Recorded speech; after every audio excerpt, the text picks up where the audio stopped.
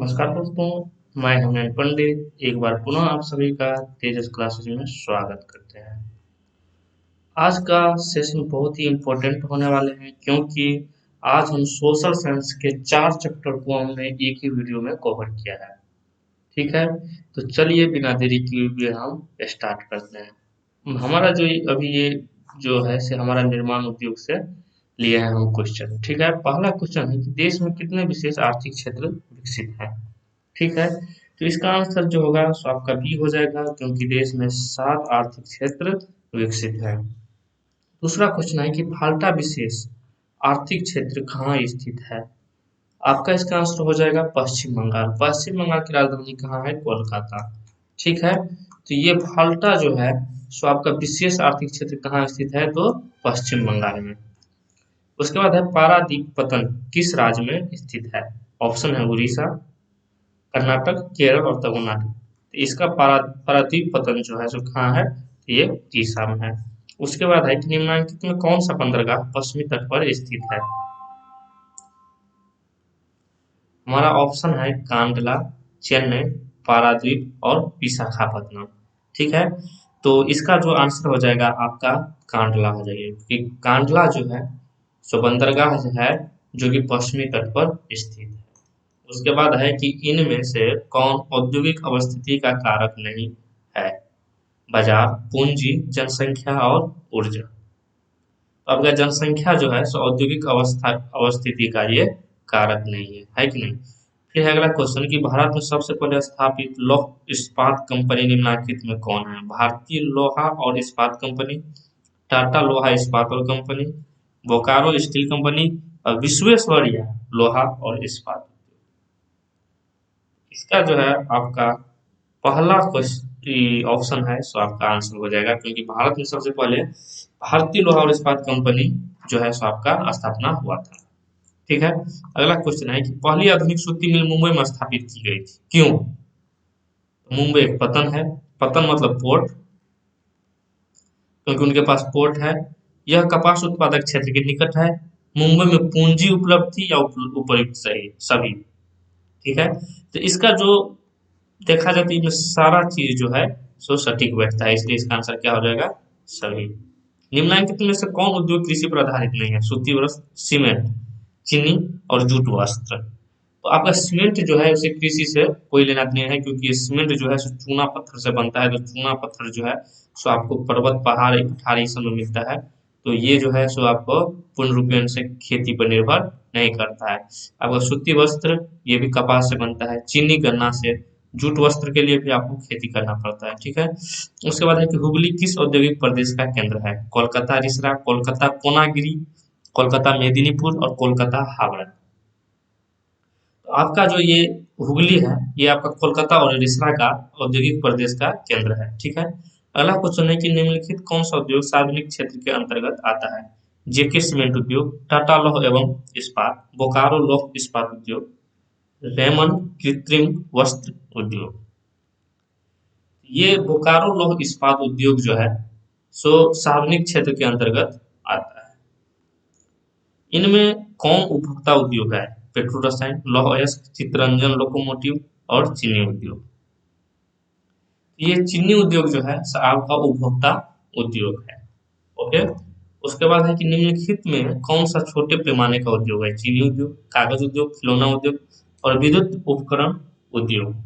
इसमें से जो है आपका खिलौना बनाने का जो उद्योग होता है वो छोटे पैमाने का उद्योग होता है। ठीक है, अगला क्वेश्चन है कि भोपाल त्रासदी में किस गैस का रिसाव हुआ था? इसका मिथाइल आइसोसाइनेट जो एक गैस था यही क्या हो गया था? तो लीक हो गया था। निम्नलिखित कौन सा उद्योग दूरभाष, कंप्यूटर आदि संयंत्र निर्मित करता है? तो ये इलेक्ट्रॉनिक है। यही उद्योग इलेक्ट्रॉनिक उद्योग जो होता है सो आपको दूरभाष, कंप्यूटर और बहुत विभिन्न प्रकार की इलेक्ट्रॉनिक सामान गैजेट का निर्माण करता है। इनमें कहाँ स्वतंत्रता प्राप्ति के बाद लोहा इस्पात का कारखाना खुला? आपका ऑप्शन है जमशेदपुर, राउरकेला, बर्नपुर और कुल्टी। ठीक है, तो इसका आंसर जो है सो आपका राउरकेला हो जाएगा क्योंकि राउरकेला में ही है स्वतंत्रता प्राप्ति के बाद जो है सो लोहा का इस्पात का कारखाना खुला था। अगला क्वेश्चन है कि निम्न में से कौन सा उद्योग चूना पत्थर के कच्चे माल के रूप में प्रयोग करता है? एल्युमिनियम, सीमेंट, चीनी और पटसन। तो सीमेंट जो है सो चूना पत्थर को कच्चे माल के लिए उपयोग करता है। हम आपको एक क्वेश्चन में हम बताए भी थे इसको। नेपाल नगर किस लिए प्रसिद्ध है? चीनी के लिए, सीमेंट के लिए, अखबारी कागज के लिए या सूती कपड़ों के लिए? तो ये जो है सो आपका अखबारी कागज के लिए नेपाल नगर प्रसिद्ध है। ठीक है, अब चलते हैं हम परिवहन संचार एवं व्यापार वाले चैप्टर से उनके हम महत्वपूर्ण क्वेश्चनों को देखेंगे। देखिए आपका जो 100 नंबर का क्वेश्चन, एक तरह से देखा जाए तो 80 नंबर का ही जो क्वेश्चन पूछा जाता है, उसमें भूगोल का जो क्वेश्चन रहता है वो बड़े पैमाने पर रहता है। ऐसे तो हर, चाहे भूगोल हो या आपका इंडियन पॉलिटी हो अर्थात राजनीति शास्त्र हो, या हो इतिहास या अर्थशास्त्र, सभी को बराबर दर्जा दिया गया है। लेकिन उसमें अगर क्वेश्चन का वेटेज देखा जाए तो सबसे ज्यादा भूगोल का ही रहता है। तो चलिए बिना देरी किए हुए हम आपको ले चलते हैं कि पहला क्वेश्चन की तरफ कि भारत में वर्तमान रेल मंडलों की संख्या कितनी है? भारत में अभी फिलहाल, हाँ, भारत में अभी फिलहाल कितना है? तो इसमें जो है सो रेल मंडलों की संख्या कितनी है? तो रेल मंडलों की संख्या 16 है। उसके बाद है कि निम्नलिखित में से कौन सा महामार्ग भारत का सबसे लंबा महामार्ग है? NH1, NH7, NH6 या NH8? ये NH1 जो है सभी फिलहाल, हाँ, निम्नलिखित में से, इन्हीं चारों में से, ऐसा नहीं है कि पूरा में से आपका NH1 ही हो जाएगा। ये चार जो दिया हुआ है 1768, उसमें क्या है सबसे लंबा महामार्ग क्या है? तो ये हमारा दूसरा क्वेश्चन है, हमारा दूसरा क्वेश्चन है, हाँ, चलिए, हमारा दूसरा क्वेश्चन है जो निम्नलिखित में कौन सा महामार्ग भारत का सबसे लंबा महामार्ग है?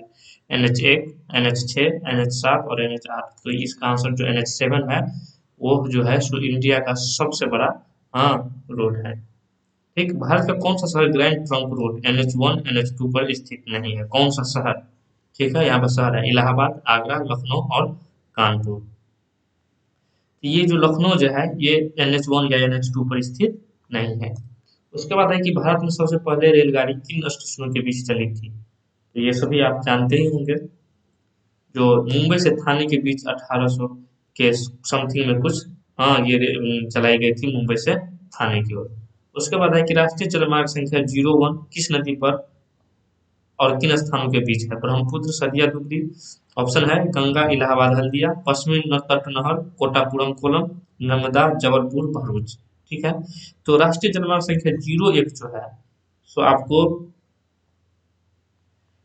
गंगा नदी पर है, जो कि इलाहाबाद और हल्दिया के बीच है।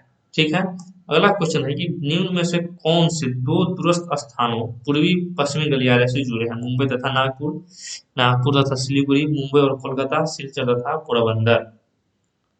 ये जो है आपका सिलचर तथा पोरबंदर, ये दूरस्थ स्थान, हाँ, दो दूरस्थ जो पश्चिमी गलियारा, जो पूर्वी पश्चिम गलियारा से गुजरा हुआ है, जुड़ा हुआ है। ठीक है, उसके बाद है कि निम्न कौन सा खंड दो या अधिक देशों को व्यापार को दर्शाता है? अंतर्राष्ट्रीय व्यापार, स्थानीय व्यापार, आंतरिक व्यापार और बाहरी व्यापार। देखिए दो या अधिक देशों है तो आपको क्या हो जाएगा? अंतर्राष्ट्रीय। दो से अधिक देश हो गया तो आपको अंतर्राष्ट्रीय, दो देश भी हुआ तो आपका ये अंतर्राष्ट्रीय व्यापार हो गया। स्वतंत्रता प्राप्ति के समय देश में सड़कों की कुल लंबाई कितनी थी? तो स्वतंत्रता प्राप्ति समय मतलब 1947 ईस्वी में देश में सड़कों की कुल संख्या कितनी, जो लंबाई थी सड़क का, हाँ, उसकी कितनी लंबाई थी?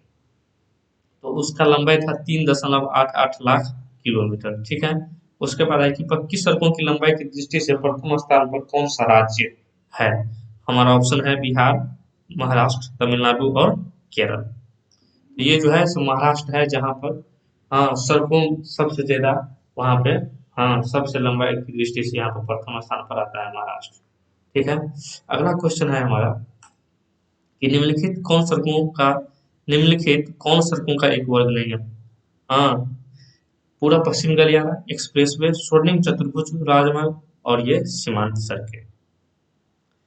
तो आपका जो सीमांत सड़कें हैं ये जो है सो सड़कों का एक वर्ग नहीं है। ठीक है, अगला क्वेश्चन है कि भारत के किन शहरों में मेट्रो रेल सेवा उपलब्ध है? कोलकाता एवं दिल्ली, दिल्ली एवं मुंबई, कोलकाता एवं चेन्नई, दिल्ली एवं बेंगलुरु। ये है कोलकाता एवं दिल्ली में क्या है, तो मेट्रो का रेल सेवा जो है सो उपलब्ध है। उसके बाद है कि किस वर्ष इंडियन पर एयरलाइंस को इंडियन नाम दिया गया। किस वर्ष इंडियन एयरलाइंस को इंडियन नाम दिया गया। ये 2005 ईस्वी था जब क्या हुआ, तो एयरलाइंस को इंडियन नाम दिया गया था। अगला क्वेश्चन है कि भारतीय अंतर्देशीय जलमार्ग प्राधिकरण का गठन किस वर्ष किया गया था। 1986, 1988, 1985 और 1989, ये चार ऑप्शन है हमारे। तो उसमें कहा जाता है कि भारतीय अंतर्राष्ट्रीय जलमार्ग प्राधिकरण का गठन किस वर्ष किया गया। तो 1986 का समय था। हाँ, जब क्या हुआ, तो भारतीय अंतर्देशीय जलमार्ग प्राधिकरण का गठन किया गया। अगला क्वेश्चन है कि इनोर पत्तन किस राज्य में स्थित है। गुजरात, गोवा, तमिलनाडु या कर्नाटक। तो तमिलनाडु में जो है सो इनोर पत्तन स्थित है। उसके बाद है कि भारत को कुल कितने डाक क्षेत्रों में बांटा गया है। भारत को कुल कितने डाक क्षेत्रों में बांटा गया है। हमारा ऑप्शन है कि 7, 5, 6 और 8। तो भारत का जो डाक क्षेत्र है उसे हम 8 भागों में बांटे। ठीक है। उसके बाद है कि नागपुर सड़क योजना के अंतर्गत सड़कों को कितने भागों में बांटा गया है। इसको भी 4 भागों में बांटा गया है। अगला क्वेश्चन है कि परिवहन के साधनों में सबसे सस्ता परिवहन का माध्यम साधन कौन सा है। सड़क, जल, रेत और वायु। तो सबसे जो है सो सड़क ही इन सभी में अगर देखा जाए तो सबसे जो सस्ता है अभी ये सड़क है। और ऐसे भी अगर यहाँ पर अगर पाइपलाइन रहता, हाँ, तो ये पाइपलाइन भी ये सस्ता पड़ता है, लेकिन वन टाइम इन्वेस्टमेंट में उसमें ज्यादा लगता है। फिर है कि भारत का सबसे बड़ा बंदरगाह कौन है, तो वहाँ पे मुंबई में है। भारत का सबसे बड़ा बंदरगाह कहाँ है, मुंबई में। ये हमारा परिवहन, संचार एवं व्यापार के सबसे क्वेश्चन था। ठीक है, तो ये क्वेश्चन अब ये इसका जो इम्पोर्टेंट इम्पोर्टेंट क्वेश्चन था सो हम लिए थे। अब हम लेंगे बिहार के कृषि एवं वन संसाधन वाले चैप्टर से। ठीक है, तो इसके भी हम उसमें 30 क्वेश्चन दिए हैं जो कि आपका बहुत ही इम्पोर्टेंट है। ठीक है, तो पहला क्वेश्चन है कि बिहार में कितने प्रतिशत क्षेत्र में खेती की जाती है। 50, 60, 80 और 365। बिहार में कितने प्रतिशत क्षेत्र में, हाँ ये तो ऑप्शन गलती है, जैसा 36.5% होना चाहिए। बिहार में कितने प्रतिशत क्षेत्र में खेती की जाती है। तो ये जो है सो बिहार के 60% खेती जो ऐसा है जिसमें खेती किया जाता है। बिहार राज्य की कितनी प्रतिशत जनसंख्या कृषि कार्य में लगी हुई है। तो 80% जनसंख्या जो है सो बिहार के कृषि कार्य में लगा हुआ है। ठीक है, उसके बाद है इनमें से कौन गन्ना उत्पादक जिला नहीं है। दरभंगा, मुजफ्फरपुर, पश्चिमी चंपारण और रोहतास। ये रोहतास जिला ऐसा है जहाँ पर क्या होता है कि गन्ना का उत्पादन नहीं होता है। उसके बाद है कि बिहार के जूट उत्पादन में क्या हो रही है, वृद्धि हो रही है या गिरावट हो रही है, स्थिर है, या इनमें से कुछ नहीं हो रहा है, एकदम न्यूट्रल है। तो देखिए बिहार में जो है जूट का जो उत्पादन में इसका गिरावट हो रहा है। अब बिहार में ज्यादा, हाँ, सो इसका नहीं उत्पादन किया जा रहा है। अगला क्वेश्चन है कि तंबाकू उत्पादन क्षेत्र है कौन सा। गंगा का उत्तरी मैदान या दक्षिणी मैदान, हिमालय की तरह तथा गंगा का दियारा। इन चारों ऑप्शन में से कौन है तंबाकू का उत्पादन क्षेत्र। तो इन सभी अगर ऑप्शनों को देखा जाए तो इसमें गंगा का दियारा जो है यही एक ऐसा क्षेत्र है जहाँ पर तंबाकू का उत्पादन किया जाता है। फिर है कि कोसी नदी घाटी परियोजना का आरंभ कब हुआ। कोसी नदी घाटी का आरंभ जो है 1955 ईस्वी में किया गया था। फिर है कि गंडक परियोजना का निर्माण किस स्थान पर हुआ। बेतिया, मोतिहारी, वाल्मीकि नगर या छपरा। तो गंडक परियोजना का जो कार्य है सो आपको वाल्मीकि नगर में हुआ था। अगला क्वेश्चन है कि बिहार में नहरों द्वारा सर्वाधिक सिंचाई किस जिले में होती है। रोहतास, सिवान, गया या पश्चिमी चंपारण।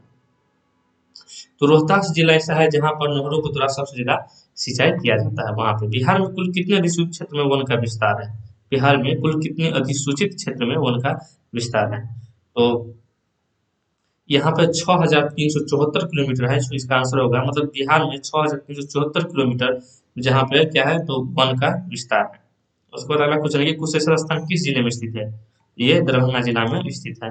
कांवर झील कहाँ है, दरभंगा जिला में या भागलपुर जिला में या बेगूसराय जिले या मुजफ्फरपुर जिले में। तो कांवर झील जो है आपका बेगूसराय जिला में पड़ता है। ठीक है, अगला क्वेश्चन है हमारा कि संजय गांधी जैविक उद्यान किस नगर में स्थित है।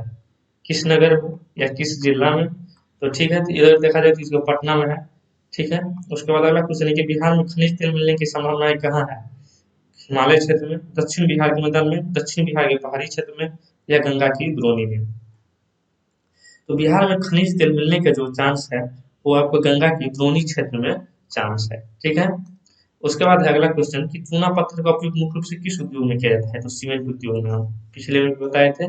उसके बाद है पैराट जो है सो खनिज है, क्या है? धात्विक है, अधात्विक है, परमाणु या ईंधन है? तो ये पैराट क्या है? ये अधात्विक है। उसके बाद है कि बिहार में प्रति टन सोना अयस्क से कुल सोना कितना प्राप्त होता है?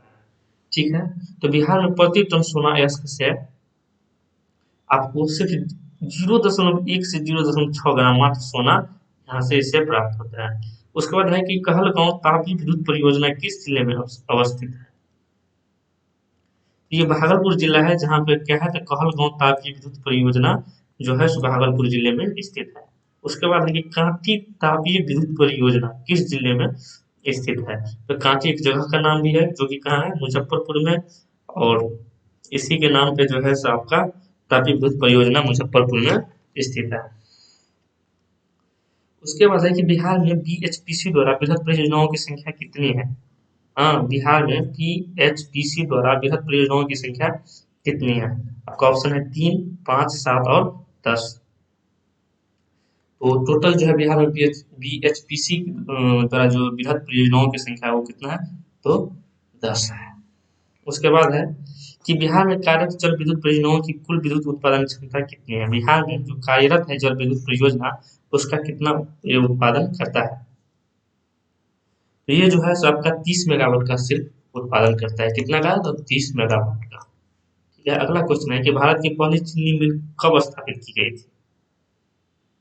तो भारत की पहली चीनी मिल जो है सो आपको 1840 ईस्वी में स्थापना की गई थी। वर्तमान में बिहार में चीनी की कुल उत्पादन क्षमता कितनी है? 4.52 lakh ton, 5.52 lakh ton, 3.52 lakh ton और 2.52 लाख टन।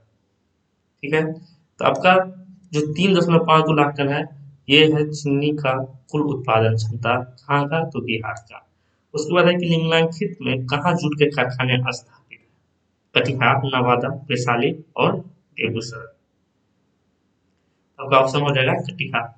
उसके बाद है कि तंबाकू उत्पादन में बिहार का स्थान देश में कितना है? माने कि बढ़ा है कि घटा है या स्थिर है या इनमें से कोई नहीं। तो 24 का जो आंसर है उसमें हो जाएगा कि बिहार तंबाकू उत्पादन में बिहार का स्थान जो है सो घटा है। उसके बाद है कि चीनी उद्योग का कच्चा माल क्या है? तो ये हम सभी जानते हैं कि चीनी उद्योग का जो है सो कच्चा माल क्या है? तो गन्ना है। अगला क्वेश्चन है कि बिहार के किस शहर में खांच उद्योग स्थापित है? खांच अर्थात शीशा का उद्योग कहाँ स्थापित है? तो हाजीपुर जिला है। हाजीपुर वैशाली, वैशाली जिला है, वहाँ जगह का नाम है हाजीपुर।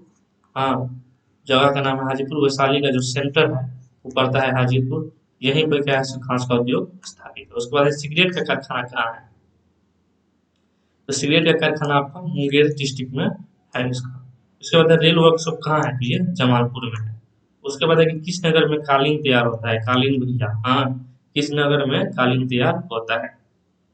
तो आपका दाऊद नगर है जगह का नाम, जहाँ पर कालीन तैयार किया जाता है। उसके बाद हम चलेंगे एक नया चैप्टर जो जिसका नाम है मानचित्र अध्ययन। इसका पहला क्वेश्चन की तरफ देखते हैं कि उच्च आवाज पर इस क्विज में से मानचित्र में से आपका एक क्वेश्चन जरूर मिलेगा। एक से ज्यादा आ सकता है लेकिन 100% श्योर है कि मानचित्र से एक में एक क्वेश्चन आपका जरूर रहेगा। तो हम 7 क्वेश्चन लेके आए हैं टोटल, तो इसमें से आपको ये क्वेश्चन का मिलना तय है। उच्च आवाज प्रदर्शन के लिए हेस्चुर विधि का विकास किसने किया था? गुटेनबर्ग, लेहमान या निकीगर या रिटर? तो ये लेहमान साहब थे जो उच्च आवाज प्रदर्शन के लिए हेस्चुर विधि का विकास किया था। उसके बाद है कि पर्वतीय छायांकन विधि में भू आकृतियों पर किस दिशा में प्रकाश पड़ने की कल्पना की जाती है? उत्तर पूर्व, पूर्व दक्षिण, उत्तर पश्चिम और दक्षिण पश्चिम। तो ये जो है सो उत्तर पश्चिम दिशा में, हाँ, प्रकाश पड़ने की कल्पना किया जाता है पर्वतीय छायांकन विधि में। ठीक है, उसके बाद अगला क्वेश्चन है कि छोटी महीन एवं खंडित रेखाओं को ढाल की दिशा में खींचकर उच्च आवाज प्रदर्शन करने की विधि को क्या कहा जाता है? स्तररंजन, पर्वतीय छायाकरण, हैस्यूर या तलछिन? इसे हम क्या कौन सा कहते हैं? हैस्यूर विधि कहते हैं इसको। उसके बाद अगला क्वेश्चन है कि तल चिन्ह की सहायता से किसी स्थान विशेष की मापी गई ऊंचाई को क्या कहा जाता है? स्थानीय ऊंचाई, विशेष ऊंचाई, त्रिकोणमितीय स्टेशन या समोच्च रेखा। इसे जो है हम लोग क्या कहेंगे? स्थानीय ऊंचाई। उसके बाद है कि स्तर रंजन विधि के अंतर्गत मानचित्र में नीले रंग से किस भाग को दिखाया जाता है? पर्वत, मैदान, पठार, जल। ठीक है, तो ये जो है आपको नीले रंग से जो है, नीले रंग से वो किसमें दिखाया जाता है? जल को दिखाया जाता है। अगला है कि मानचित्र में मैदान को किस रंग से दिखाया जाता है? मानचित्र में मैदान को किस लिए से है? हरा रंग से दिखाया जाता है। उसके बाद लास्ट क्वेश्चन है हमारा, मानचित्र में सफेद रंग किस आकृति को दर्शाता है? मानचित्र में सफेद रंग किस आकृति, इसमें क्या किसको दिखाया जाता है? कि छादित जो शिखर होता है अर्थात बर्फ को, उसी को क्या कहता है? आइस कहा जाता है अंग्रेजी में। हाँ, वो वहां पर दिखाया जाता है। तो ये था हमारा लगभग 50 से ज्यादा क्वेश्चन, 100 के आसपास क्वेश्चन, जो कि आपका भूगोल से लिया है। अगर आप हमारा ये वीडियो देख लेते हैं तो भूगोल हम आशा करते हैं कि भूगोल से एक भी क्वेश्चन आपका नहीं छूटेगा। चलिए हम अगले वीडियो फिर मिलते हैं, अगली वीडियो में एक नई वीडियो के साथ, एक नई सेशन के साथ। तब तक बाय बाय।